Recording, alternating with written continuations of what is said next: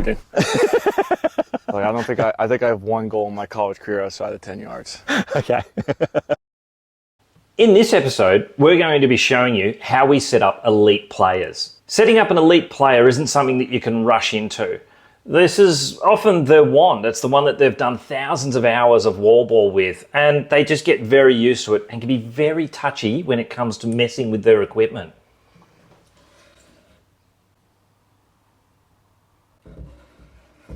You get my point. This will be fun though, trust me. It'll be fun. It's kind of true. Elite players really don't like you messing with their equipment. It's almost as if they don't want you to mess with the magic that's in it. You can have two different extremes. You have them where they're very technical and they'll understand the stringing side of things, or you can have the other side of it where they really are just not that interested, just give me something that'll work, and then they can go and make it happen. But either way, once they find something that works, it's all about them wanting to replicate it. And if you come onto the scene and decide you want to start changing things, that doesn't sit that well with them. But there's a way that we get around it. Now, if you've been following the channel for a little bit, you'll sort of understand that it's not about these sticks having magic in them. Everything is qualifiable and quantifiable. You've just got to have the right equipment to do it. And in combination of using the lacrosse bot and measuring every aspect of the stick, we can actually replicate an exact duplicate of the same stick. What that enables us to do is to play around with the replica in real time and seeing if we can add a little bit more value to the elite player's setup. When we're replicating a stick, we actually go to great trouble to make sure that we measure every aspect of it, whether that be its pocket depth, the depth of the shooting strings, and whether they're in fact carrying any tension in them, what sort of ramp angle is in the head, as well as how they've created that ramp with the knots down the sidewall. The end result is a stick that behaves exactly the same as their existing one. The elite players, they're not players that are necessarily going to want to change their technique. And it's not about us giving them something that they can change over time and start to get used to. It needs to add value right from the go-get. And as a consequence, what we find is once we have their initial setup, it's not normally that bad. So the question then becomes, how do you actually add value? Well, there are three criteria that are non-negotiables. Number one, we have to have a look at the dispersion and work out where shooting at a target, do they miss more than likely? Are they high? Are they low? Then from there, we also take into account speed. We have to make sure that they are not compensating with speed, for example, slowing down to hit the target. Every mile an hour at that level counts. One of the core reasons that goalies hate long pole goals is that the stick comes from such a height and it looks like it's moving at a different pace, but because of the laws of physics and leverage, by the time the ball releases out of the head, it's moving at a far greater pace. And it's just really hard to pick. When you're dealing with shorties and elite players, every mile an hour counts. And if they're compensating for accuracy by really slowing down their speed from what they would normally shoot at, we try and add value from there. And the third thing that is the absolute non-negotiable is confidence. With confidence, they have to be able to feel that it's cradling properly, they don't think about where the ball is sitting in the pocket, and when they go to shoot, they need to shoot subconsciously, not fearing that it's either going to throw itself into the ground or throw above the target. Once we're happy that we've recorded all of the data, what we get to do is go out into the field, set up a goal, and then get them to start shooting on target, record some more data, make some changes, and see if we can add value. And what that means is we get to go on a road trip. So hey, road trip everybody, pow, let's go.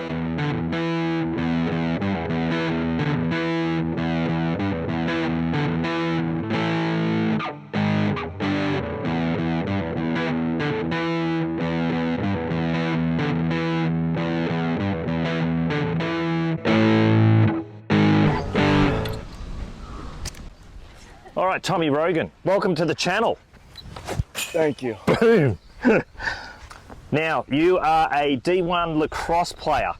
Was a D1 Lacrosse player. So, was a D1 Lacrosse player, stand corrected. The first thing that we need to get out of the way is that we are not related. Yes, right? no. Same surname, but just through circumstance, we end up in the same part of the world, which is beautiful Melbourne, Australia, at the same time. Now, we see D1 Lacrosse players as the top of the top, and we hold them in high regard. Tell me about your D1 journey.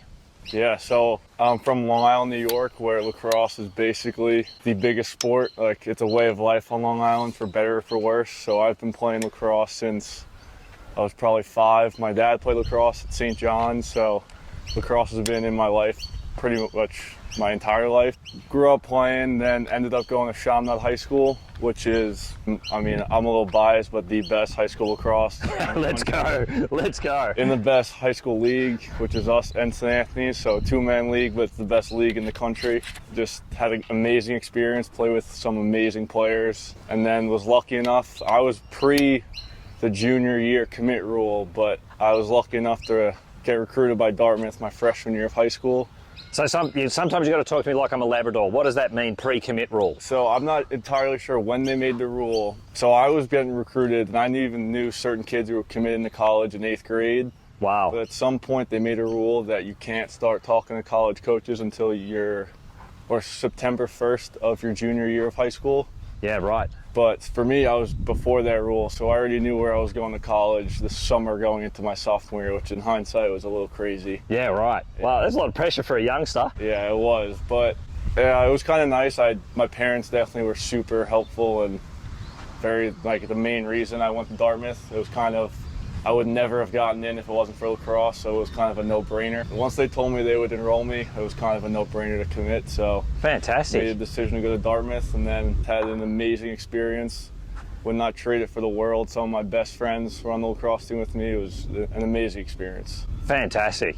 Fantastic. What a journey. So, and now you're in Melbourne, Australia. How does that happen? So, back to Chaminade, a Chaminade lacrosse legend, and now Australian lacrosse legend, Sean Cerrone. I was speaking with him my senior year of college, and he put me in touch with Sean Aaron. One of the nicest guys on the planet. It's the Australian goalie, current Australian goalie. Yes. I'm sure you know a lot more how good he is than I do, but I've heard amazing things about him. So I spoke with him, and he pretty much told me I could come after I graduated. It was a no-brainer. Move down here, get here for the summer. Coming from New York, it's probably like 30 degrees right now. We're here. It's in the 90s. Yeah, so yeah. It was kind of a no-brainer. All right. Well, the idea behind today is taking some baseline data, and we have got 3 objectives. Number 1, that your dispersion, and what we mean by dispersion is when we start aiming at a target, how far you are away from that target. Right, so a wide dispersion is sort of out here, and if we can add some value and start to get you narrowed down, that's a definition of success. Second thing is that we want to try and keep your speed up, right? As discussed, the speed is king, and if you're slowing down, you're compensating for your stick setup. And the third thing, which is non-negotiable, confidence, right? So if at any point when we start messing with your setup and you start to lose confidence, you feel you don't have control or it's not catching properly or anything, you can't feel the pocket, yell out and we just go back a step. Does that make sense? Mm-hmm. So what we're doing here is just capturing your baseline data when it comes to passing. Mm-hmm. Naturally, you sit at around 42, 41 miles an hour. All right. This setup that you're using is the replica of your gamer, right? So we haven't touched the gamer at all. This is just a direct replica using the lacrosse spot, taking all the data out of your stick and replicating. How does that stick feel? Do you even think twice about it, or does it just feel like the regular one? It just feels like the regular one. Okay, so it's not about the magic, it's about the science. Yeah. If we get all of that stuff right, you should be able to replicate the same stick. So first thing what we're going to do is we're going to actually get you to just take some regular shots on the goal and get some baseline data around what your average speed is when you're just shooting at goal. Just a warning, it's not going to be too fast. That's okay, that's all right. Hey, everybody's different, depending upon, your physical makeup, the whole bit. A lot of the sticks that we test from the elite players actually have very little whip in them. Yours, when we tested it, has quite a bit, which is good, right? I like to have a little bit of whip. It develops feel, and it really means you can put some energy into it. But the numbers are the numbers, right? So what I want you to be is just as natural as you can. Let it rip.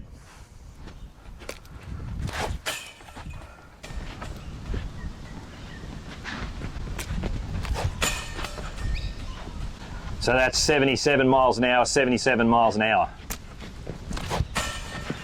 78 miles an hour, super consistent. 75. What we usually find is by the time you get to 10 in a row, you start to drop. 78. 79. 78. 3 more to go. You can do it. 79.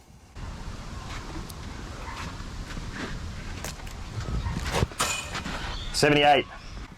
Last one. 77. Well done. So your average there was 77 miles an hour, right? And there's a real consistency to what you do. Now that's shooting at the goal as fast as you can. And now what I want you to do is to start concentrating on hitting that target. Now, by the way, this is a 10-yard setup, right? We use 10 yards because it's a good round number, but it's a pretty good indicator for most speeds, taking into account there's no droop in the shot or anything like that, right?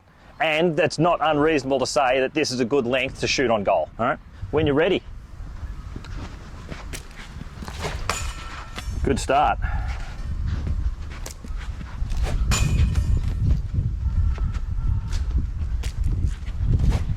Bang.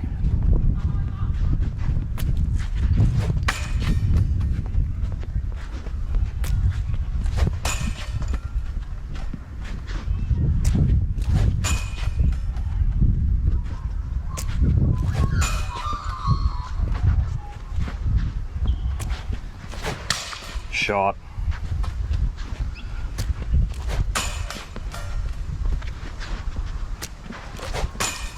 Shot.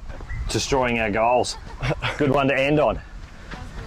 All right, Tommy, so when we start having a look at the results here, first up, your results are pretty good, right? And this is typical of an elite style player where how we add value is going to only be in small amounts. If we take your average speed when you were just aiming at the goals and you had all of that space, it was around about 78 miles an hour as an average. When you were shooting to the target, it was 73. So you dropped 5 miles an hour. At the extreme end, I've seen 10 miles an hour drop. If we can just add a little bit more to that, that would be great. But the dispersion is the real story here.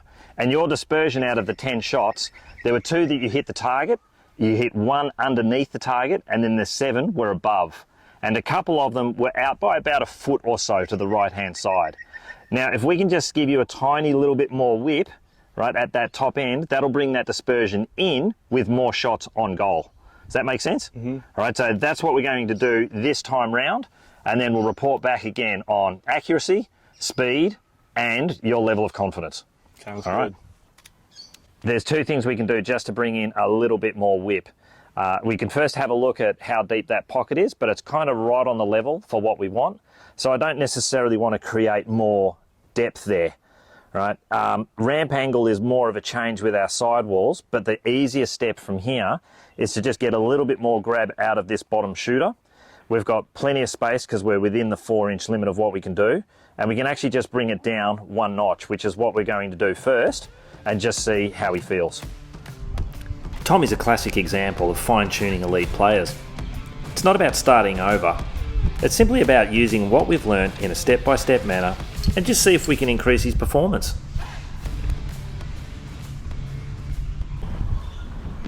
All right, so as discussed, what we've done is that we have just simply dropped one of the shooters down a little bit lower, which is going to give it a tiny bit more hold, and ultimately, let's see how we go.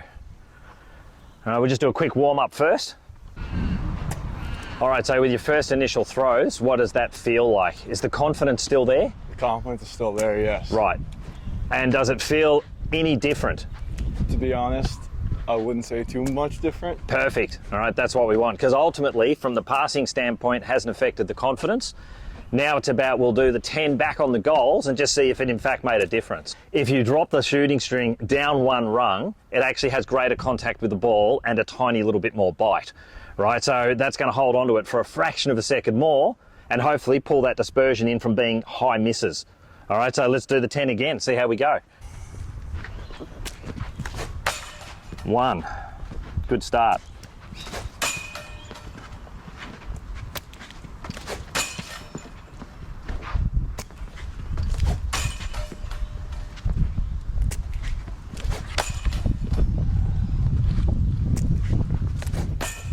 4.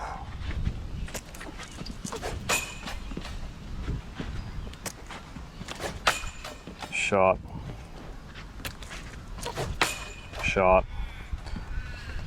All right, how did that feel? A lot better. Yeah, okay, and if we have a look at the dispersion from there, again, your average shooting speed was the same. We haven't dropped, we haven't increased, right? But you were hitting way inside, inside the goal more often than you were on the outside, right? So that's success.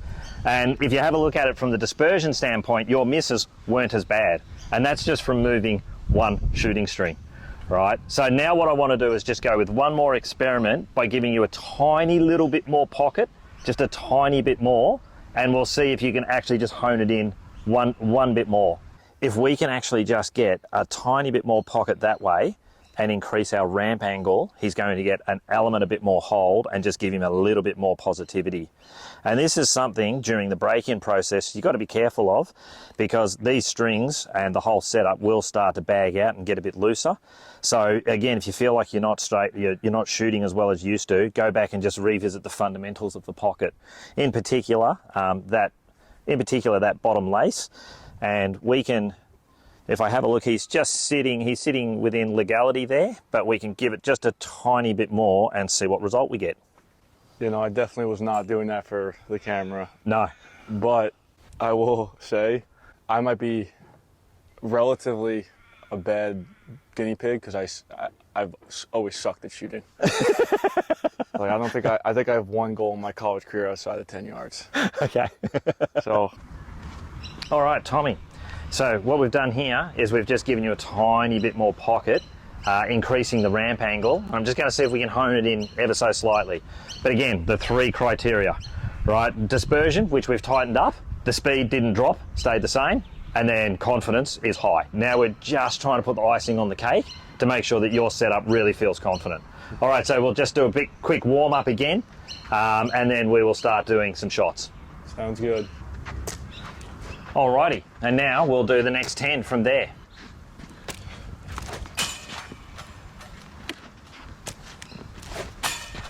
"71, 69, 71, 72, 70, and destroying our goal. See if you can keep going. 70 again, 71. Boom, 71, last one. Here endeth the lesson at 74. All right, so when we start talking about from a confidence standpoint, what's the confidence in that string? Felt a lot better. That's a great result, right? You take that and put that into game, no problem, and wouldn't think twice about it. Absolutely. Now we're going to get back into the workshop. I'm going to grab the data out of that particular one so that we can record exactly what your setup is, and then we'll set all your sticks up the same to that particular model. Sounds like a plan. Let's rock and roll. And we're back. How was that process for you, Tommy? It was a lot of fun and definitely way different than I expected. Oh, terrific. Well, fun's a good thing, right? All right, so what I've been able to do is I've been able to take all of that data, review the footage, and put it into a graphic that's just going to make a little bit more sense. All right, so if we jump right into it. So if we take a look at your original setup, as you can see from here, we've got around 3 shots on goal. One of them hits the post. And then we've got the other 6 that are sort of misses more to the upper right-hand side, right? And then we started to play around with the setup to bring that dispersion just in slightly. Now, don't get me wrong, this is a good result. This is not an unusual result for an elite player. It was just about, can we start to bring those misses in that little bit more? Now, when we look at this particular graphic, this is where we've just simply taken that shooter and dropped it 1 row of diamonds down. And already you can start to see that we're bringing those shots further in and the dispersion's way tighter, right? So that's already a pretty good result. When you were shooting, what did you feel from there? To be completely honest with you, I didn't really feel much of a difference. Yeah, good. Just the only thing that was different was I feel like the shots were getting better. Besides that, wasn't really much of a difference in feel. Yeah, terrific. Like, that's exactly what we're trying to achieve, right? Is that we don't want you to change your technique. We're actually stringing to your averages and we're stringing to your style of play. So when we start to see all 3 together and we get into the 3rd slide package, you can start to really see the difference. And what we did in the 3rd instance is that we kept that shooting string in the lower position, but we added a tiny bit more pocket. And I mean a tiny little bit more. And when we go into a bit more detail of that particular slide, that's where the gold is, right? You've got every shot bar 1 effectively on goal. and your dispersion is way tighter than what we started with. Yeah, I mean, again, it didn't really feel much different. I would say like similar. It felt a lot better just because I was shooting it a lot better. Yeah. But I wouldn't say it felt too different. Yeah, you can really see how you as an elite player have a real consistency to what you do. I think you told me that you were a more of a crease-dwelling kind of cat or a player from X that would feed, because there was an incredible consistency to your shooting, right? I've had players that shoot, 85 miles an hour, 70 miles an hour, 75, like they're all over the place. You were like, on that last setup that we did, it was like 72, 72, 73, 72, and they were really quite tight. Not the fastest shooter, but obviously a lot of practice in that style of shot, yeah? Yes, no, I couldn't break wet toilet paper. Yeah, right. At least I know where it's going usually. Oh, absolutely. And when we sort of see that final result coming up, I couldn't agree more. As a player or as a coach, what would you think that result would mean to them? I mean, it'd be huge. I think for me personally, just having that result 5 years earlier, I think would have had a lot more goals in college. Yeah. Had a lot more, even just having when I was younger, I think it would completely changed a huge aspect of my lacrosse game. And as a coach, I mean, who wouldn't want to make their players even 5% better at shooting? Yeah. Oh, and two really good points there. I think as a young person with stringing, never be scared to just give it a go and change up your setup to see if it improves your shooting. As a more established player or an elite player, you should constantly be looking at that equipment. The next slide I'm going to show you, that's actually the difference between what your original setup was versus what we ended up with. So what I'm going to do now is just explain this next graphic in just a little bit more detail. When we have a look at the left-hand side there, down in the bottom, it says 18 degrees, and this is your original setup. When we put your stick through the lacrosse spot, it measures at 30, 40, 50, 60, 70, and 80 plus miles per hour. When the ball came out at 30 miles per hour, the lacrosse head was at 18 degrees. When it was at 40 miles per hour, it was 14 degrees, so a little less angle. And then at 50 miles per hour, it was at 12. It's when we start going up into the upper levels, and at the left-hand side, we look at that orange dot, that's at 60 miles per hour. And at 60 miles an hour, you've got 7 degrees of whip. At 70 miles per hour, you've got 1.5 degrees whip as the stick is just barely hanging on at that speed. And then we start to throw out at the top at 73. And what we mean by at the top is we stop measuring when the stick is at 0, because it's at that point that you lose controllable influence over it. When we jump to the other side, and this is what always blows me away with setting up elite players, those changes that we made, they are only creating subtle differences at the top end. When we start to go into the faster speed of 60 miles per hour, it's only 0.5 degree more.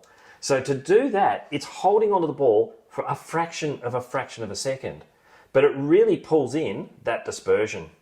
When we go up to this next speed of 70 miles per hour, again, 2 degrees of whip, it's only 0.5 degree more than what it was in your original setup.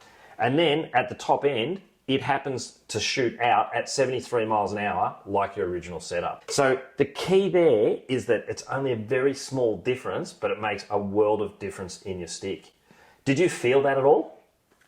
So I didn't feel much of a difference feel-wise, but I could see the difference once I was shooting. But wasn't much of a feeling difference, I would say. That's perfect, right? And that also goes to explain why people struggle so much when they're trying to replicate and duplicate a stick.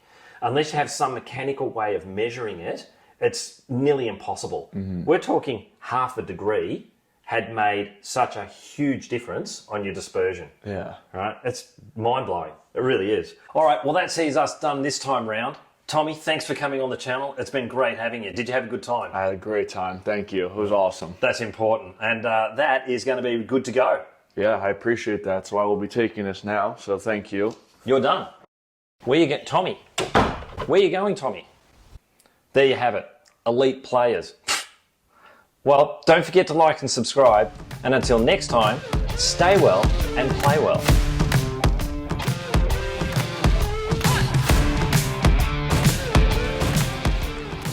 There's one thing I forgot to tell him. The wall ball Melbourne is elite.